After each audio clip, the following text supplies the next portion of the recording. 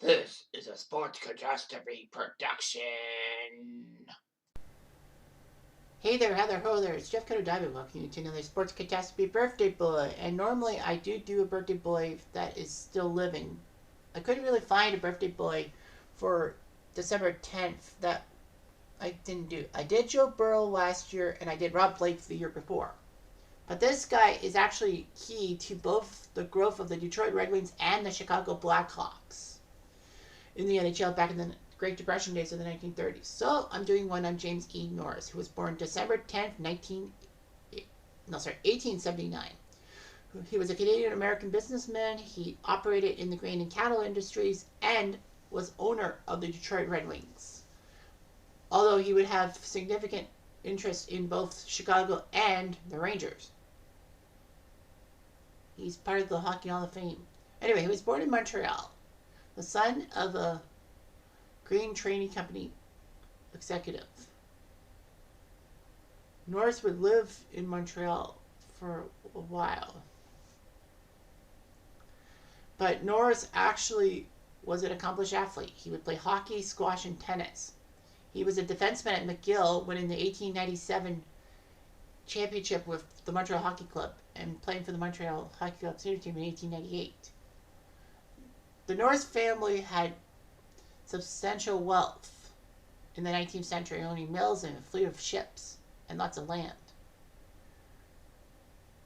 James's father would move Norris Grain from Montreal to Chicago when Norris was 18, so Norris would also move to Chicago and become president of Norris Grain at the age of 28 in 1908.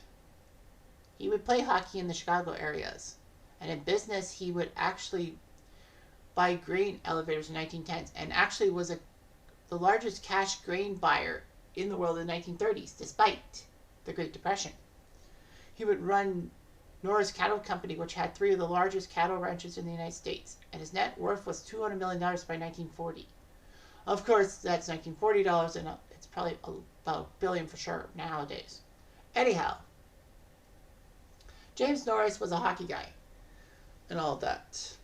And he actually put a bid to be the owner of the Chicago Blackhawks when the Blackhawks came into the NHL in 1926, but lost to Major Frederick McLaughlin.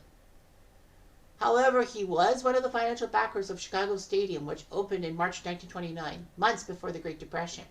And it was one-of-a-kind arena and all that. Chicago Stadium served as home for the Blackhawks for 65 years, until 1994.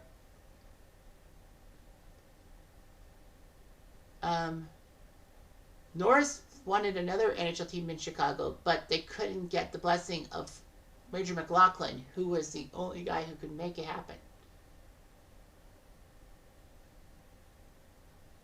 So yeah, it didn't happen. However, Norris was one of the backers of the Chicago Shamrocks of the AHA, the American Hockey Association, the minor league team, which actually changed its name to the American Hockey League, but not the AHL we all know today, being the minor league system of the NHL. However, this Hockey Association was called an outlaw league by NHL President Frank Calder. And the NHL decided that James Norris could be an NHL owner if he wants to be an owner of an NHL team, he can be. And of course, that would separate him from the AHA.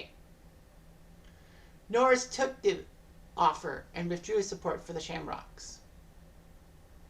Norris actually wanted St. Louis to get a team in 1932. But unfortunately, travel expenses for the other teams would be huge. Now, of course, remember, this is the 1930s when air travel was not that big, and train would take about 10 hours to get to St. Louis. Norris actually had an agreement to buy the Ottawa Senators, the old Ottawa Senators that were struggling and all that, and intended to move the team to Chicago or even Toronto. However, that would be rejected by both the Blackhawks and Leafs owners. But there was an opportunity because Detroit, they were called the Detroit Falcons at the time, and their arena, the Olympia, was put in receivership, and a creditors committee would manage them. Fortunately, though, James Norris decided to buy the team and get Detroit out of trouble. And he got the team from receivership. One of the first major moves he would do was change the team's name from the Falcons to the Red Wings. And he actually designed the team's current logo that has been around for 9 decades, the wing protruding from the wheel, because it was actually adapted from the old Montreal Hockey Club logo called the Winged Wheelers. And it was to the automotive companies because, different automobiles went hand in hand. Norris clearly clear the debt from past years and gave the financial backing to become one of the most powerful teams in the NHL. And by the late 30s, they were a powerful team, winning back-to-back titles in 36 and 37. And under James E. Norris's watch, the Red Wings had 5 of their 11 Stanley Cups. But he would have a heart condition that would rarely see him watch his Red Wings play. But Jack Adams, the coach and GM, would always call Norris after the game from the locker room. So when Major McLaughlin died in 1944, he helped longtime Hawks president Bill Tobin put a syndicate together to buy the team from the McLaughlin estate. It was huge because that meant that Norris would be technically still owner of the Red Wings, but he would call the shots for the Blackhawks. He had bought Chicago Stadium in 1936, meaning that he was the landlord for the Hawks. And earlier in the 30s, he actually bought enough stock in MSG, Madison Square Garden, to be its largest stockholder. But he did not buy majority control of the Rangers. He kind of controlled the New York Rangers in a sense as well. So half the original 6 teams were controlled by James Norris. He had some control in Chicago, Detroit, and the Rangers, whereas Boston, Toronto, and Montreal stayed away from him. However, Norris did loan Boston some money that gave him clout over that franchise as a creditor as well.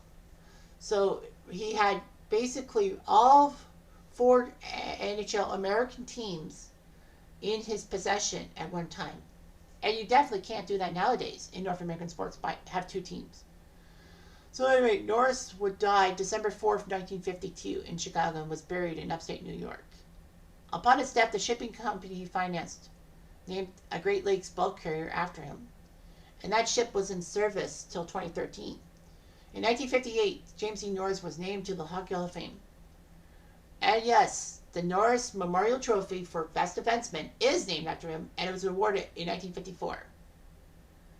And yes, the Norris Division, which was a division in the NHL between 1974 and 1993, was named after him. It was huge because the Norris Division in the 1980s consisted primarily of the Minnesota North Stars, the Chicago Blackhawks, the Detroit Red Wings, the St. Louis Blues, and Toronto Maple Leafs. And it was notorious for the fact that almost every franchise had a shit-tacular 80s. I mean, the Blackhawks, I think, were the best of the bunch. And Detroit did punch their tickets to be, well, in the late 80s. More so. And St. Louis, well, St. Louis was okay. But Minnesota and Toronto had their growing pains, especially the Leafs in the 1980s. Don't talk to me about the Leafs in the 1980s because I don't want to tell you about the Leafs in the 1980s. But anyway, that's what happened. But James E. Norris won 5 Stanley Cups as president of the Red Wings. 1936, 1937, 1943, 1950, and 1952. The Red Wings would win 2 more cups in the 50s, 54 and 55, but he was dead. And of course, Detroit took 42 years to get another cup. So he had a profound statement on U.S. hockey teams in the NHL. And don't you forget it. Anyway, I'm Jeff Diamond. I do.